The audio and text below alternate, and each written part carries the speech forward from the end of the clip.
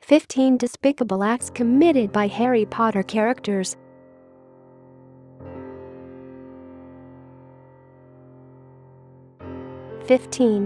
Gilderoy Lockhart trying to erase Potter's memory. The wizarding world's most famous con artist, Gilderoy Lockhart, Kenneth Branagh, has spent a lifetime building a name for himself on the incredible deeds of others. Wishing to see his name on every marquee and in every bookstore window, Lockhart has become very adept at memory charms, erasing the memories of those who have achieved greatness in order for him to take the accolades for himself. Dumbledore, Michael Gambon, having served as headmaster during Lockhart's years at school, sought to hire him for the Defense Against the Dark Arts position, baiting him with the chance to teach the great Harry Potter. Daniel Radcliffe, Dumbledore knowing him to be a fraud, but noting that much can be learned from a terrible teacher. Revealing Lockhart to be a fraud, Harry and Ron, Rupert Grint, force Gilderoy into the Chamber of Secrets with them to aid in rescuing and ridding the school of the Basilisk. As a last effort to escape with his rep intact, Lockhart attempts to erase the minds of the boys with Ron's faulty wand, instead wiping his own memory clean. Willing to put the world at risk by erasing Harry Potter, this is how self-obsessed Lockhart was. 14. Umbridge's Black Quill. Professor Umbridge, Imelda Staunton, Defense Against the Dark Arts instructor and High Inquisitor with the Ministry of Magic, had a rather medieval method of punishing students who upset or made mockery of their work or contested her opinions. This was the introduction of the notorious Black Quill. Harry, who contested Umbridge's belief that Voldemort had not returned, was constantly under pain of the quill. Forced to write out the line "I must not tell lies" repeatedly from 5 in the evening until well after midnight, on many occasions, Harry was put in constant pain. As the quill is put to parchment and writing begins, the words put to paper are magically and painfully etched into the back of the author's hand. Once the writing is complete, the wound heals and appears again at the commencement of writing. So many times had Harry been put to task with the Black Quill that he received a scar reading "I must not tell lies." 13. Bellatrix torturing Hermione Granger. Everyone knows that Bellatrix Lestrange, Helena Bonham Carter, responsible for killing many a good wizard, was completely batshit insane, but stooping so low as to torture heartthrob Hermione Granger, Emma Watson, was a new level of evil with a special circle in hell reserved for her.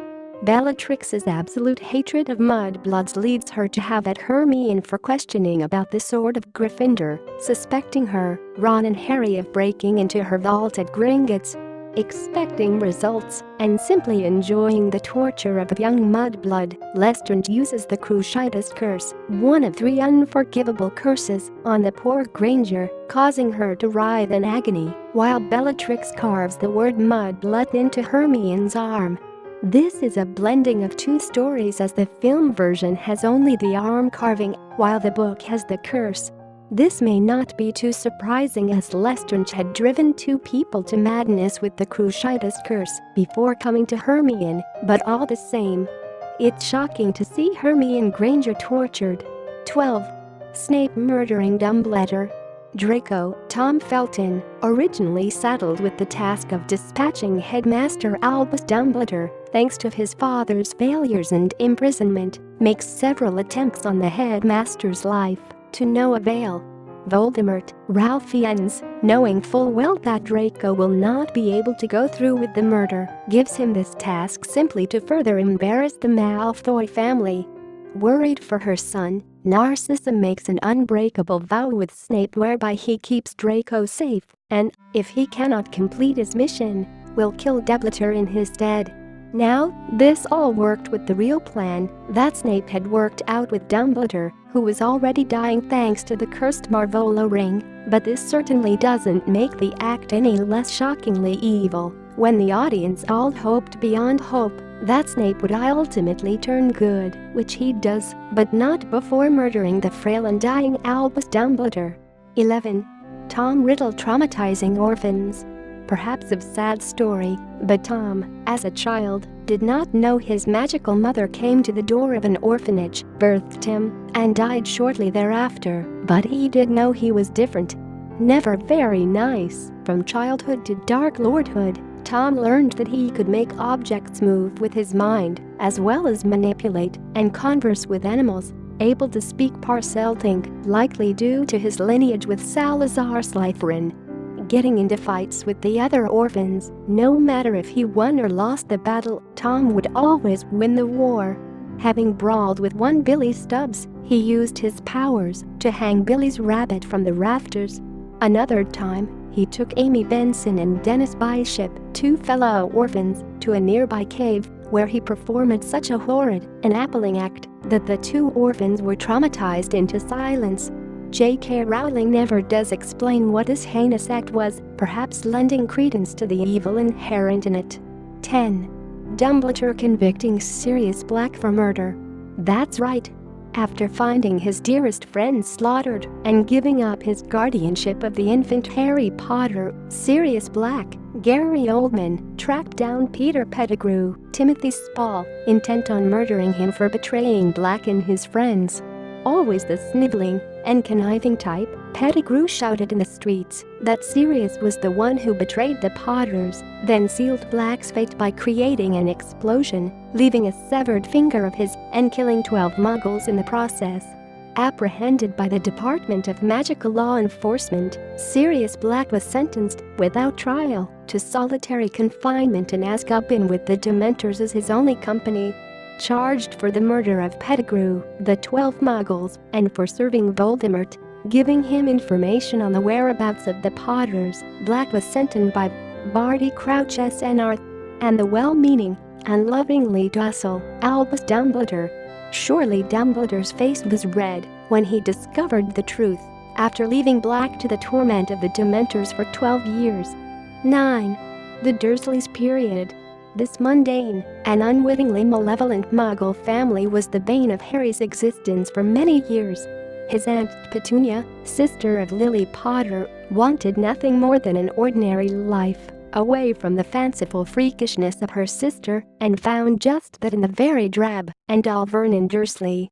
Sent to live with his Muggle relatives after the murder of his parents, Harry had the unfortunate privilege of growing up alongside Petunia's darling angel, Dudley.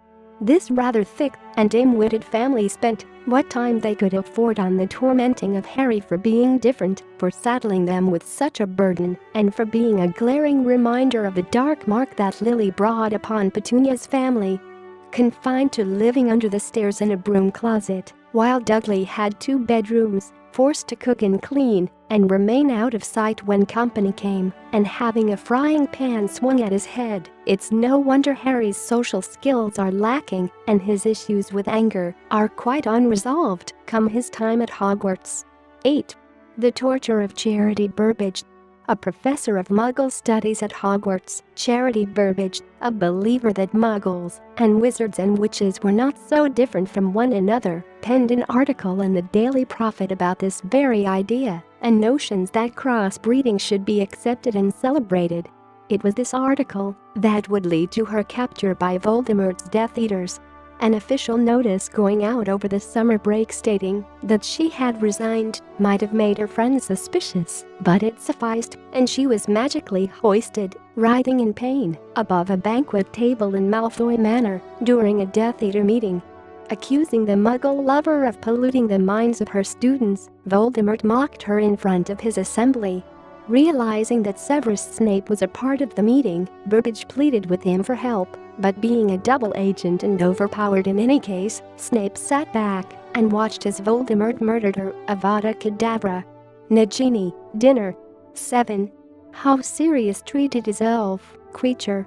House elf of the Black family, and once upon a time pawn of Voldemort, creature was undying in his loyalty to his masters. Though Regulus Black had deceived Voldemort, with Creature as witness and accomplice, Creature still held true to pure blood ideals and would only respond to pure blood witches and wizards. When he came to serve Sirius, he had great disdain for the wizard who was looked upon as a blood traitor. His prejudice, perhaps disgusting, creature was given no reason to change his mind given the constant ill treatment by Sirius, constantly berating the crotchety house elf, showing him nothing but disdain and insult. One might not think this too evil, but for someone who has principle enough to say, if you want to know what a man's like, take a good look at how he treats his inferiors, not his equals. One might expect more from Sirius Black than his abusive treatment of a defenseless elf. Such treatment quite likely led Sirius to his death. 6. James Potter treating Snape like mud. Who would have thought that the poster boy for all that is right and good in the wizarding world, father to the prophesied Harry Potter, would have turned out to be an incredibly insensitive, ill-minded dick. Besides his little hobby of hexing innocent students for no reason other than he simply could, using hexes that Snape had himself made, he loved nothing more than to terrorize Severus Snape, Alan Rickman. James, needing the adulation of everyone, quickly learned to despise Severus for his lack of being impressed. Snape, magically, in no way felt inferior and cared very little about paying homage to a star jock, while he spent his time learning more about the magical world. Using Snape's own magic against him, James tormented Severus for his love of Lily Evans and his lack of love for James, and though Snape did not fight back, he despised James and was heartbroken over losing Lily. In spite of all that happened to him at the hands of the villainous James Potter, Snape never lost his love for Lily and spent the rest of his life fighting to avenge her death. 5. Bagshot's snake-filled corpse. Bathilda Bagshot, author of A History of Magic and good friend of one Albus Dumbledore, lived to be well over 100 years old, having been born at some unknown date in the early to mid-19th century. Given the enormous amount of time allotted her, she befriended not only Albus Dumbledore, but also a young Lily Potter, a great writer of history, but unfortunately not a wonderful writer of the future. Surely Bagshot would have shied away from both individuals had she known what was to come of them and her. Reaching well into senility, come 1997, Bagshot was murdered by dark magic and reanimated by Voldemort to contain his serpent pet Nagini as a trap for Harry Potter. True to form, Harry and Hermione went to visit Godric's Hollow, where the old woman lived, where Potter's parents were buried, and perhaps too where the Gryffindor sword might be found, and, having been invited into the old, now long-deceased woman's home, were set upon by Nagini, erupting from Bagshot's body and ready for attack. They escaped, of course, but how much trauma can teens take these days? 4. The terrible punishments handed out by Alecto and Amicus. This death-eating brother and sister pair were teachers for a time at Hogwarts, and, having received his own scars at their hands, Neville Longbottom said they made Professor Umbridge, owner of the Black Quill, look tame. In charge of discipline as one of the deputy heads, Alecto, with aid from her brother, Amicus, charged the Hogwarts staff to report any and all rule-breaking to them, so that they might deal out punishments by way of binding students with chains, slashing them with knives, and through use of the infamous and unforgivable Cruciatus curse. Amicus, given position of IT professor for the Defense Against the Dark Arts class, changed instruction and title to make it simply Dark Arts class, where he would have his 7th year practicing the Cruciatus curse on those who were unfortunate enough to find themselves in detention, and he also covered the killing curse and the scorching and often uncontrollable and fierce spell in his syllabus. Imagine how that played out. Hogwarts, a place of learning and white wizardry, turned torturous and deadly. 3. Draco the Death Eater. After Lucius Malfoy had been imprisoned, his son, Draco, joined the Death Eaters, and while at first he bragged to his Slytherin mates about his work, he would soon come to regret his choice and deeply fear his master. Unbeknownst to Draco, Voldemort gave him the task of killing Dumbledore, knowing full well that he would fail. Apart from intensified violence against Harry, Draco opened a passageway for Death Eaters to enter the school through a vanishing cabinet, and not long before that attempted to assassinate Dumbledore by way of a cursed necklace and poison mead. Though both attempts failed, they resulted in serious injury. Wearing himself thin through stress and dark works, Malfoy became more sunken and skulking, but still he persisted in aiding Voldemort, likely for the pride of his family.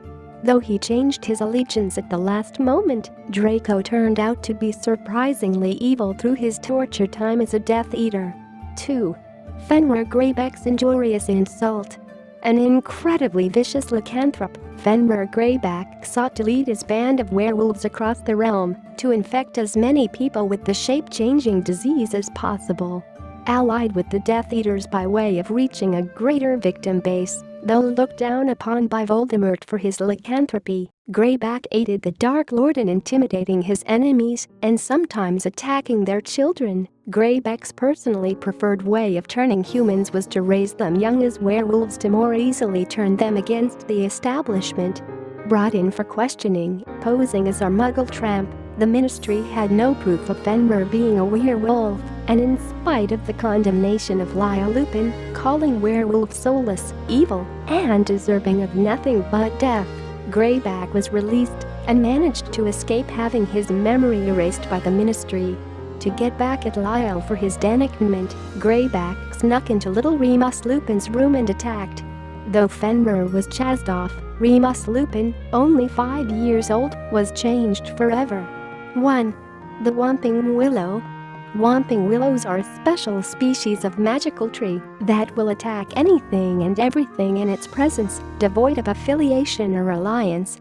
The Hogwarts Whomping Willow was planted in the early 1970s to cover a passage Remus Lupin used to reach the Shrieking Shack to transform into a werewolf in peace. Understandable though this is, the willow has been accountable for quite a bit of property damage, as well as attempted murder. Destroying the Weasley flying Fort Anglia, nearly killing Harry and Ron, and obliterating Harry's Nimbus 2000 broom are just a few instances in which this vicious and violent tree has proven its namesake. The question that should be asked is who is committing the more evil act here? The gigantic tree that has no care what it is whomping, or the administrator who allows this raging tree to stand on school grounds?